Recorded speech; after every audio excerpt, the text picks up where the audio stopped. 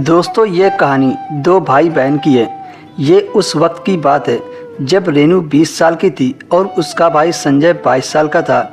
छोटा सा परिवार हंसी खुशी ज़िंदगी गुजार रहा था। संजय ने बीए किया हुआ था और वह एक स्कूल में टीचर था। इसलिए उसकी मम्मी ने कहा कि अपने भाई के पास ही पढ़ लिया करो।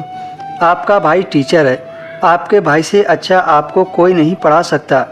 मम्मी की बात मानकर रेनू अपने भाई के पास ट्यूशन पढ़ने जाने लगी।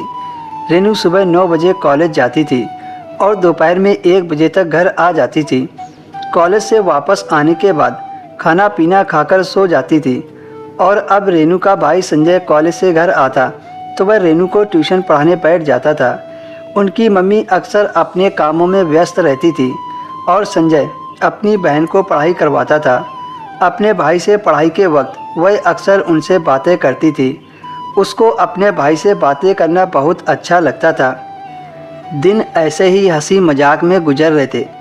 एक रात रेनू को अपने भाई के साथ पढ़ते हुए लगभग 10 बज रहे थे। उनकी मम्मी पहले ही अपने कमरे में सो गई थी। रेनू ऊपर वाले कमरे में बैठकर भाई के साथ पढ़ती थी और उनकी मम्मी अक्सर जल्दी सो जाती थी। घर का कामकाज करने के चलते उनकी मम्मी थक जाती थी और वह रात में जल्दी ही नींद की आगोश में चली जाती थी और दोनों भाई बहन रात के 10 बजे तक पढ़ाई करते रहते थे। भाई से ट्यूशन पढ़ने के बाद वह उन्हीं के कमरे में बैठकर उनसे बातचीत करती, फिर अपने कमरे में आकर सो जाती थी। दोनों भाई बहन के कमरे अलग अलग थे। एक रात रेनू अपने भाई के साथ 10 बजे तक पढ़ती रही। रेनू तो पढ़ाई में व्यस्त थी। उसने अपने भाई पर ध्यान ही नहीं दिया कि वह उसको किस निगाह से देख रहा था। अचानक ही रेनू की नज़र अपने भाई पर पड़ी तो देखा उसका भाई उसे बहुत गौर से देख रहा था। उसकी नज़र रेनू के पूरे शरीर पर थी।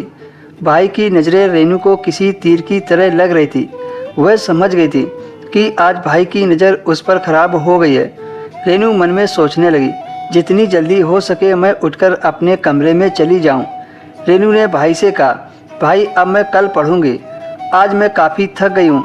संजय ने कहा, नहीं रेनू, कल तुम्हारा टेस्ट है और मुझे उसकी तैयारी करवानी है। रेनू अब भाई के पास पढ़ना नहीं चाहती थी, लेकिन संजय ने रेनू को जाने ना दिया। इसलिए रेनू फिर से भाई के पास बैठ गई और उसका भाई पढ़ाने लगा। समझाने के बहाने वह रेनू के शरीर को बार बार छू रहा था। उसके भाई का हाथ कभी उसके कंधे पर आता तो कभी उसकी पीठ पर आता था और कभी कभी तो कमर पर आ जाता था। रेनू को यह सब बहुत अजीब सा लग रहा था, मगर वह उठकर जा भी नहीं सकती थी। संजय ने कहा कि मैं तुम्हारे टेस्ट की तैयारी करवाऊंगा, इसलिए आज वह जल्दी नहीं सो रहा था। रेनू भाई के कमरे में बैठी थी, तभी लाइट चली गई। रेनू डर के मारे भाई के गले लग गई।